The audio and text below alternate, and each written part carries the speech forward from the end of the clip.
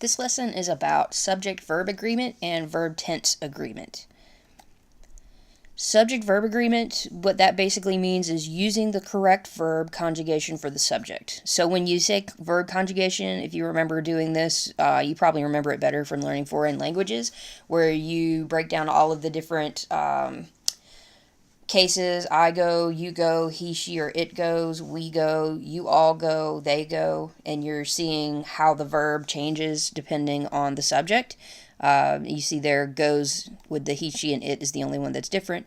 That's the type of agreement we're talking about when we say subject-verb agreement. You want the version of the verb that you use to match the version of the subject that you're using. To give an example of this, we can correct this popular meme of Gollum from Lord of the Rings, where Gollum speaks with incorrect subject-verb agreement. He says, we wants it, we needs it, we must have the precious. It would actually be, we want it, we need it. So subject-verb agreement, correcting that means don't be Gollum, get the agreement between the subject and the verb correct. Usually you can hear it and you know how to correct it. It sounds wrong because we're so used to hearing it used correctly. But sometimes it might be more complicated than we want it instead of we wants it. Some of the things that make it more complicated are these things called indefinite pronouns. These get treated as singulars, even if they might seem like they're talking about more than one person or one item. Some examples of those would be everyone, no one, someone, anyone, and nobody. Things especially like everyone and anyone, it seems like it's a group it's talking about, so it can get confusing when you're trying to figure out what's the right version of the verb to use with those. Here's a few examples of those. One of them would be everyone needs to put away his or her phone. You treat everyone like it's singular. It's just like he needs to put away his or her phone.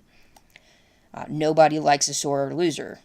Again, you treat that as a singular. You could try substituting he, she, or it in, and it will tell you exactly what to do. So she likes a sore loser, it likes a sore loser, anything like that.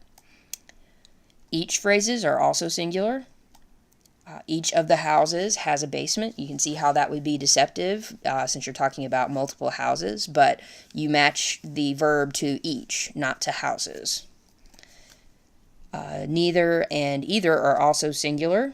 So if you say neither of those options is acceptable to me instead of neither of those options are acceptable to me, it's tempting to go with options and match the verb to that, but you are going with the neither, which is actually the subject. Compound subjects, those become plurals. Compound subjects, if you remember back to when we talked about conjunctions, like Jill and Alex have a storm shelter in their new home. You treat Jill and Alex as plural. You are treating them as two. They have a storm shelter in their new home. You can also test it by replacing the pronoun. Or, however, does not make a compound subject like and does. And so these can lead to some kind of weird cases. In the case of or, the noun closest to the verb is what determines the agreement. So if you said this, either the cat or the dogs are scratching up the door, you match it to dogs, since dogs is closest to the verb. If you flip the order, you say either the dogs or the cat is scratching up the door, now you have to match to cat. Or you can do the same thing as questions. Are the dogs or the cat scratching up the door? You can also say, is the cat or the dogs scratching up the door? Another exception to this, or complication to this, here and there are not actually subjects. They might look like it, but the subjects are located somewhere else in the sentence, and they're the ones that determine the verb agreement. So here's some examples with here. Here is a cookie. Here are two cookies. Here comes trouble. Here come the kids. You can see how when you have a singular subject like cookie or trouble, you match the verb to that singular.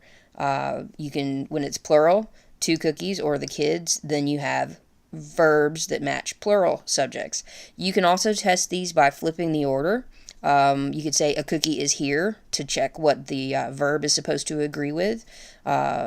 Trouble comes here. The kids come here. All of those would help you check the subject-verb agreement. You could also do some examples with there. There is a storm on the way. There are many reasons why you are wrong.